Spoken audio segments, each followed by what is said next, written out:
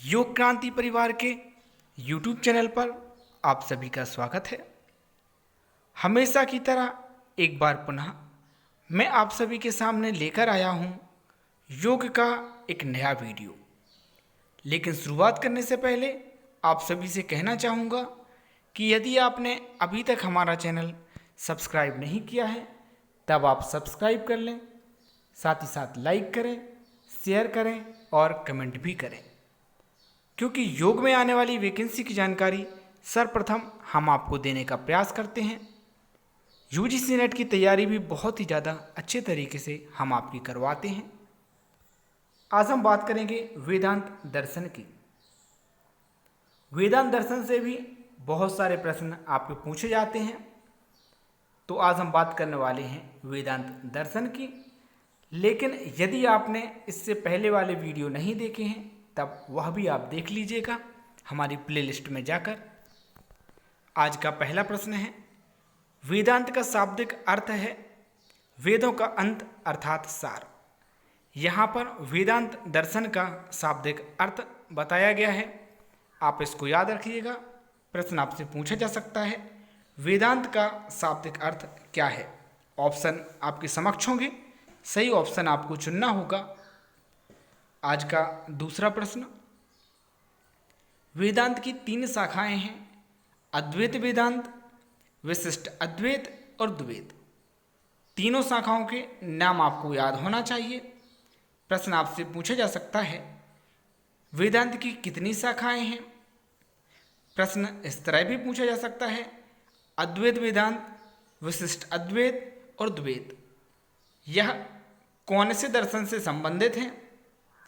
प्रश्न आपसे इस तरह भी पूछा जा सकता है अद्वैत वेदांत, विशिष्ट अद्वैत और द्वैत, इनके अलावा एक और ऑप्शन दिया रहेगा और कहा जाएगा इनमें से कौन सा गलत है। तो जो फोर्थ दिया रहेगा वो आपका गलत होगा। आपको तो सिर्फ एक ही लाइन का प्रश्न याद रखना है और वही आपका उत्तर है कि वेदांत की 3 शाखाएं हैं, अद्वैत वेदांत, विशिष्ट अद्वैत और द्वैत। बाकी प्रश्न कैसे भी पूछे आंसर आपको आ जाएगा। आज का तीसरा प्रश्न, वेदांत दर्शन के प्रवर्तक वादरायण जी हैं। प्रश्न आपसे पूछा जा सकता है वेदांत दर्शन के प्रवर्तक कौन हैं। आपको आंसर देना है वादरायण जी। ध्यान रखिएगा, मोस्टली जो आपके वेदांत दर्शन या फिर कोई भी दर्शन है उनसे संबंधित प्रश्न और उनके प्रवर्तक से संबंधित प्रश्न पूछे जाते हैं तो वह सूची 1 और सूची 2 के मिलान के रूप में आते हैं। एक तरफ रहती है सूची 1, दूसरी तरफ रहती है सूची 2। सूची 1 में आपको दर्शन के नाम दिए जाते हैं, दूसरी तरफ उनके प्रवर्तक के नाम दिए जाते हैं और सही जोड़ी आपको मिलानी होती है। आज का चौथा प्रश्न, वेदांत दर्शन का मुख्य उद्देश्य भिन्न भिन्न कालों में संकलित और संख्या में अनेकों उपनिषदों में एक रूपता प्रस्तुत करना है। यहाँ पर वेदांत दर्शन का मुख्य उद्देश्य बताया गया है, इसको आप एक कॉपी में नोट कर लीजिएगा। आज का पांचवा प्रश्न, आचार्य वादरायण ने वेदांत के प्रमुख ग्रंथ ब्रह्म सूत्र की रचना की। इसे वेदांत सूत्र और शारीरिक सूत्र भी कहा जाता है।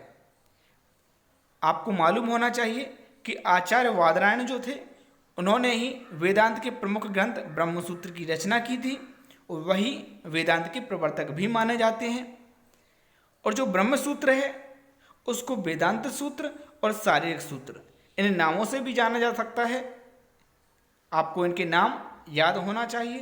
प्रश्न आपसे पूछा जा सकता है ब्रह्म सूत्र के अन्य 2 नाम कौन से हैं। ऑप्शन आपके समक्ष होंगे, सही ऑप्शन आपको चुनना होगा। आज का छठवां प्रश्न, ब्रह्म सूत्र में 4 अध्याय हैं। प्रश्न आपसे पूछा जाएगा ब्रह्म सूत्र में कितने अध्याय हैं।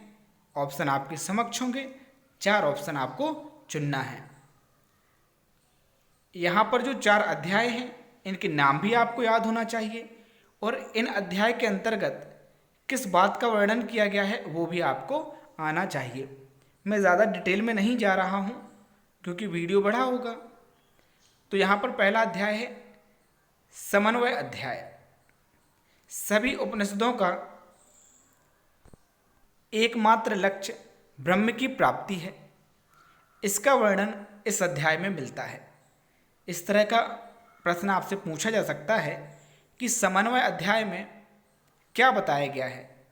फिर ऑप्शन में ये सारी बातें बताई जाएंगी, जो आपको सही लगे उसका आंसर आपको देना है। अब अगला प्रश्न, अविरोधाध्याय, सभी प्रकार के विरोधों का निराकरण करना इसमें बताया गया है। फिर तीसरा आपका जो अध्याय है वो है साधना अध्याय या साधन अध्याय। तो यहाँ पर ब्रह्म की प्राप्ति के साधन का वर्णन इस अध्याय में किया गया है। प्रश्न आपसे पूछा जा सकता है, ब्रह्म की प्राप्ति के साधन का वर्णन कौन से अध्याय में किया गया है। ऑप्शन आपको सही बताना पड़ेगा। चौथा, फलाध्याय, साधकों को प्राप्त होने वाले फलों का उल्लेख यहाँ पर किया गया है। आज का 7वां प्रश्न, ब्रह्म सूत्र पर शंकराचार्य ने शारीरिक भाष्य लिखा जिसमें अद्वैतवाद का वर्णन किया। प्रश्न आपके समक्ष होगा, शंकराचार्य ने ब्रह्म सूत्र पर कौन सा भाष्य लिखा है। आपको बताना होगा शारीरिक भाष्य।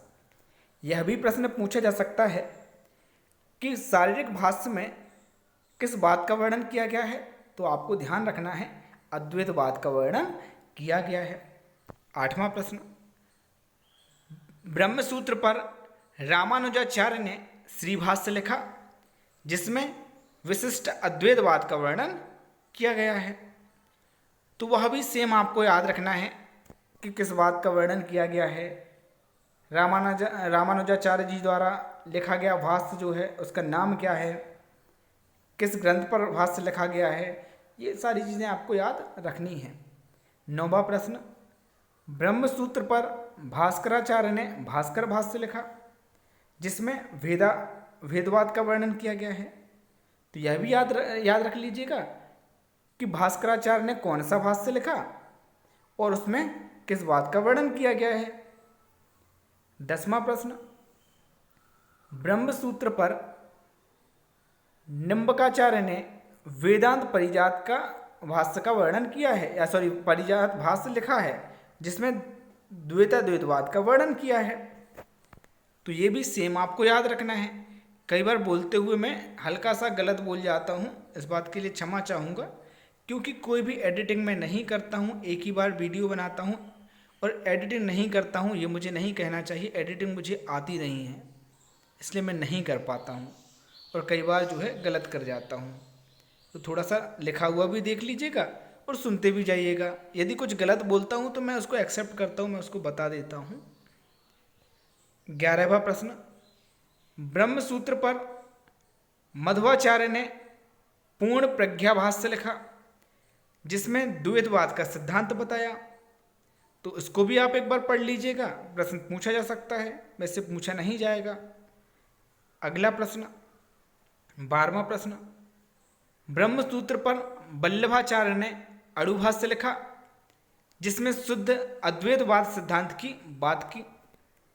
तो प्रश्न आपसे पूछा जाएगा, ब्रह्म सूत्र पर वल्लभाचार्य जी ने कौन सा भाष्य लिखा।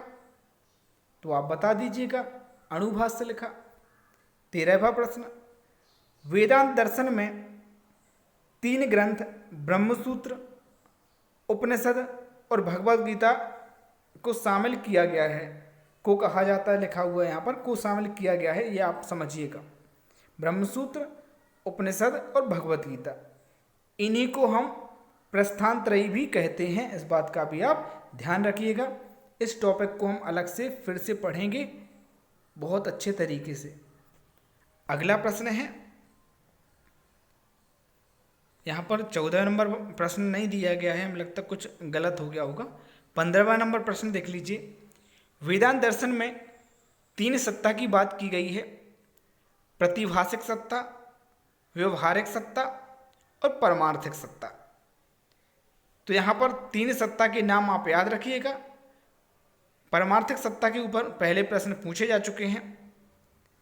तो 3 सत्ता की बात की गई है, कौन कौन सी? प्रतिभाषिक सत्ता, व्यवहारिक सत्ता और परमार्थिक सत्ता। अगर आप पीडीएफ प्राप्त करना चाहते हैं तो ले सकते हैं, नहीं करना चाहते तो आप नोट्स बना लीजिए अपने, वो सबसे अच्छा है। अभी के लिए बस इतना ही। धन्यवाद।